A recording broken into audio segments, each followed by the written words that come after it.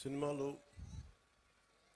మీరు ఇందాక నా పేరు అరుస్తూ ఉంటే ఒకటే చెప్తాను, మీకు హీరోలు అనేవాళ్ళు ముఖ్యంగా విద్యార్థులు చెప్తున్నా, నాకు అధ్యాపకుల మీద నాకు చాలా గౌరవం, నాకు చాలా చాలా గౌరవం అధ్యాపకుల మీద. మీరు ఊహించుకోండి, మీ అమ్మా నాన్న ఇంట్లో ఉన్న 2-3 బిడ్డల్ని రోజు చూసుకోవాలంటేనే ఎంత కష్టపడతారు. అలాంటిది పాప అధ్యాపకులు ఒక్కొక్క సెక్షన్కి 30 మంది విద్యార్థులు, 40 మంది విద్యార్థులు, 20 మంది అందరినీ కూర్చొని ఎంత ఒత్తిడి తీసుకుంటారు అధ్యాపకులు. అందుకని అధ్యాపకులకి మనం చాలా సహకరించాలి. చాలా కష్టం అధ్యాపక వృద్ధి.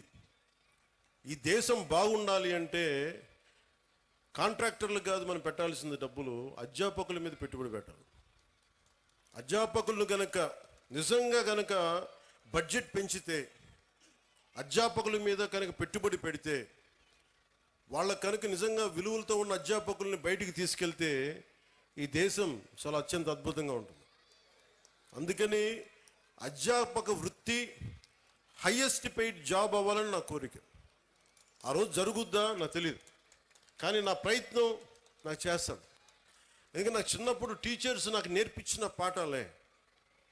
ఒక టీచర్ నాకు దేశభక్తి గురించి చెప్తే, ఇంకో టీచర్ నాకు సైన్స్ గురించి చెప్పారు. ఒక్కొక్క టీచర్ సరిగ్గా ఉంటే మనకి ఆ సబ్జెక్ట్ మీద ప్రేమ వచ్చేస్తుంది. సో టీచర్స్ కూడా నా విన్నపం, నాకు తెలుసు మీకు ఎంత కష్టాలు ఉంటాయో. మీరు నలిగిపోతూ ఉంటారు, పిల్లల్ని చెప్పి అలిసిపోయి, ఈ పిల్లల్ని కూర్చోబెట్టినప్పుడు 5 మంది లెగుస్తూ ఉంటారు, మీరు అలిసిపోతారు. పోషకాహారం మీకు కూడా కావాలి. నిజంగా నాకు అదే అనిపిస్తుంది. ఎందుకంటే అలిసి నేను సభల్లో మాట్లాడుతూ గొంతు అవిసిపోతూ ఉంటుంది నాకు. సో పోషకాహారం పిల్లలకే కాదు, మీకు కూడా కావాలి. మీకు కూడా వైటమిన్ డెఫిషియన్సీ ఉందా, మీకు కూడా ఒకసారి వైటమిన్ డెఫిషియన్సీ ఉంటే విసుగు వచ్చేస్తుంది. సో అది కూడా చూడాలని నేను కోరుకుంటా ఉన్నాను. Highest paid job should be for teachers. ఈ దేశం బాగుండాలి. ఎందుకంటే మీరు సరైన టీచరు ఒక్కళ్ళు దొరికితే దేశం తాలూకు దిశానిర్దేశాన్ని మార్చేస్తారు. నాకు ఒకే ఒక టీచర్ చెప్పాడు, ఇప్పుడు 9th-లోనో 10th-లోనో నాకు తెలుగు పాఠం చెప్పాడు. ఆ తెలుగు పాఠం ఒకటి దేశభక్తి గురించి చెప్పాడు, చంద్రశేఖర్ ఆజాద్ గురించి చెప్పాడు, భగత్ సింగ్ గురించి చెప్పాడు. నాకు దేశానికి ఏదైనా చెయ్యాలని ప్రేరణ కలిగింది ఒక 9th-లో 10th-లో ఇచ్చిన ఒక టీచర్. అలాగే ఎప్పుడో 6వ తరగతిలో 8వ తరగతిలో ఒక మెడ్రాస్లో చదువుకుంటా ఉంటే చెన్నైలో ఒక టీచర్ చెప్పింది, ఎదుటివాడి కష్టాన్ని దోచేయకు అని ఒక పాఠం. అది డైరెక్ట్గా ఉండదు, కానీ గుర్రం జాషువా గారు రాసింది ఫిరదౌసి పాఠం చెప్పాడు నాకు. మాట ఇచ్చి నా గురించి నువ్వు నా కోసం శ్రమ కూర్చి రాయి అని ఇచ్చిన తర్వాత ఆ రాజు ఫిరదౌసికి డబ్బులు ఇవ్వడం. నాకు రక్తాన్ని కరిగించి రాశాను, నాకు ఇంటే ఆ మాట అన్నందుకు ఆయన మీద చంపేయడానికి రాజు పెడతాడు.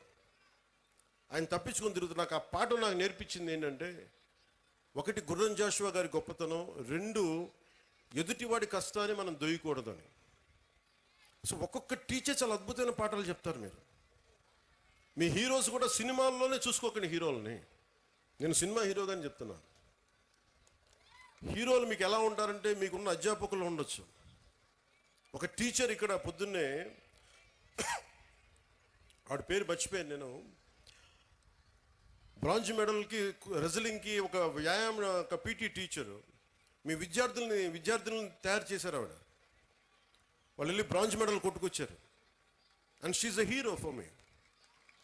హీరోలు అంటే మీరు కేవలం సినిమాల్లో మీరే కదా madam, you are a hero. హీరోలు అంటే ఎంతసేపు సినిమాలో ఉండాలని అనుకోకండి. మామూలు కనిపిస్తారు, నల్లని హ్యాండ్ బ్యాగ్ పెట్టుకొని నవ్వుతా. పొద్దున్న లేచినప్పటి నుంచి వాళ్ళ బిడ్డలు బాగుండాలి, నాకు వాళ్ళు హీరోలు. నాకు వెంకటరామయ్య గారు మాస్టర్ ఒక ఆయన ఉండేవాడు. ఆయన నాకు చిన్నప్పుడు చెప్పిన పాఠాలు, వేమన శతకాలు గుర్తుండిపోయినాయి. నాకు ఆయన హీరో, నాకు ఆ టీచర్. సో మీరు గొప్ప గొప్ప వ్యక్తులతో పాటు మీ సినిమాలకు వెళ్ళండి, ఆనందించండి, అన్నీ చూడండి, కానీ మీకు నిజమైన విలువలు మీ కళ్ళ ముందే ఉంటారు. మీ అమ్మ నాన్న ఎంత కష్టపడతారో చూడండి. మా అమ్మ నాకు నేర్పించింది ఏంటంటే, మా అమ్మ నాన్న ఎక్కువ చదువుకోలే, మా నాన్న 10th క్లాస్తో ఆపేసినట్టున్నాడు మెట్రిక్ తోటి. తర్వాత ఆయన కానిస్టేబుల్ నుంచి ఉద్యోగంలో ప్రమోషన్స్ మీద వచ్చినాయి. మా అమ్మ 5వ క్లాస్తో ఆపేసింది. కానీ వాళ్ళిద్దరి విలువలు ఎంత మంచి విలువలు అంటే, రోజు మా అమ్మ సాయంత్రం సంధ్యా సమయం అవ్వగానే దీపం ఇంట్లో లైట్ వేసి దండం పెట్టుకునేది. నేను 2-3 సార్లు చూశాను, ఎవరికమ్మా దండం పెడుతున్నావు అన్న. ఏ దేవుడికి దండం పెడుతున్నాను అడిగితే మా అమ్మ అంది, నేను థామస్ ఆల్వా ఎడిసన్కి దండం పెడుతున్నాను అన్న, మనకి లైట్ ఇచ్చినందుకు, మన బల్బ్ ఇచ్చినందుకు, ఎలక్ట్రిక్ బల్బ్. ఆ విలువ చదువు వల్ల రాదు. నా పాయింట్ ఏంటంటే, మీరు పిహెచ్డీలు చదవండి, ఇంకోటి చదవండి, కానీ విలువతో కూడిన విద్య చాలా అవసరం. సో మీ తల్లిదండ్రులు అలా అంటారు. నా తల్లి హీరో, నా తండ్రి నాకు హీరో. ఎందుకంటే కష్టపడ్డాడు మా నాన్న. అలా మీ తల్లిదండ్రులు కూడా మీకోసం కష్టపడుతూ ఉన్నారు. విద్యార్థులు మీరు చూడాలి. పాపం మీ అమ్మగారు పొద్దున్నే లేచి మీకు బ్రేక్ఫాస్ట్లు చేసి, టిఫిన్లు చేసి, మధ్యాహ్నానికి ఏదైనా మళ్ళీ ఇంటికి వస్తే ఏదైనా తింటామని చెప్పి, వాళ్ళ కష్టాన్ని కూడా మనం గుర్తించామనుకోండి. తల్లిదండ్రుల కష్టం, వాళ్ళ చిన్నపాటి బరువు తగ్గిస్తే చాలు. ఇంటికి వెళ్ళి స్కూల్కి వచ్చి మన అధ్యాపకులకు చిన్నపాటి బరువును తగ్గిస్తే చాలు, మనం చాలా ఎదుగుతాం. అలాగే నా కోరిక అంతా ఏంటంటే, మీరు అద్భుతంగా అవ్వాలి. 21వ శతాబ్దం మీది. మీరు ఎవరిని ఆచరిస్తారు, ఎవరిని చూస్తారో మీరు వాళ్ళ తయారవుతారు. మీరు ఎంతసేపు సోషల్ మీడియాలో ఏమి చూస్తారో మీరు అదే అవుతారు. గుర్తుపెట్టుకోండి, యద్భావం తద్భవతి. మీరు ఎలా ఆలోచిస్తారో మీరు అలాగే తయారవుతారు. మీరు ఒక ఐన్స్టైన్ లాగా అవ్వాలనుకుంటే మీరు ఐన్స్టైన్ అవుతారు. లేదు, మీకు ఇష్టమైన ఒక వ్యక్తిని, ఎంత స్థాయి ఉందో మాకు తెలియదు, అతనిలా తయారవుతారు. కానీ విలువలు పాటించే వ్యక్తుల్ని మీరు ఆదర్శంగా తీసుకుంటే తప్ప మీకు మంచిది కాదు. నేను ఎప్పుడు కూడా నాకు చాలామంది సినిమా హీరోలు నాకు చాలా ఇష్టం. కానీ నేను తీసుకున్న హీరో నా టీచర్స్, నా హీరోలు. ఒక స్పోర్ట్స్ పర్సన్, ఒక వనజీవి రామయ్య, లేదంటే ఒక దశరథ్ మాంజీ. వాళ్ళు నడిస్తే రికార్డింగ్లు ఉండవు. నా సినిమాలు వేసినప్పుడు నేను నడిస్తే వెనకాల రికార్డింగ్లు ఉంటాయి. గెడ్డం ఉంచుకున్న సింహంలో డైలాగులు చెప్తే రికార్డింగ్లు ఉంటాయి. కానీ నిజమైన హీరోలకి రికార్డింగ్లు ఉండవు.